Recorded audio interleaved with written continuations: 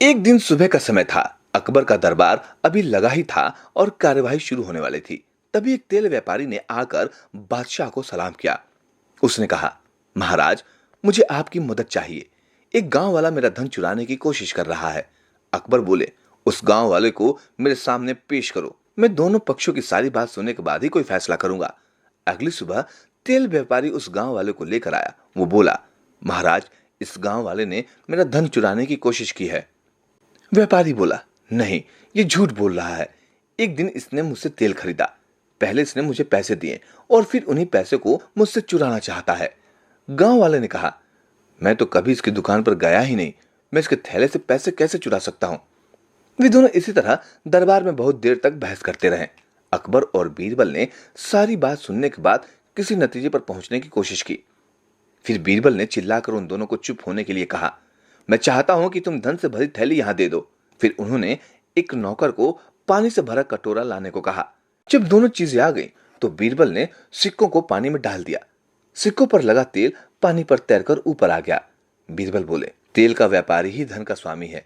इस गांव वाले ने कहा है कि ये तो कभी व्यापारी के पास गया ही नहीं, इसलिए यह पैसा तेल व्यापारी का ही है। गांव वाला सफेद झूठ बोल रहा है।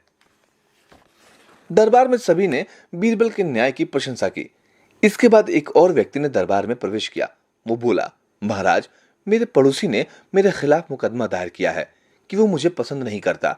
उसका कहना है कि मैंने उसके घर से एक हार चुराया है।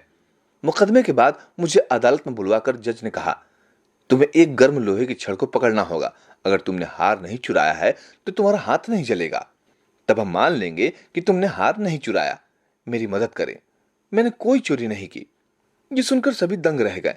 अपराधी का पता लगाने का यह तरीका बहुत ही बेवकूफी से भरा था। बीरबल ने कहा, जब जज तुम्हें गर्म लोहे की छड़ पकड़ने के लिए कहे तो उसे कहना कि वो तुम्हारे पड़ोसी की भी यही परीक्षा ले। बाकी सारी बात वहीं साफ हो जाएगी।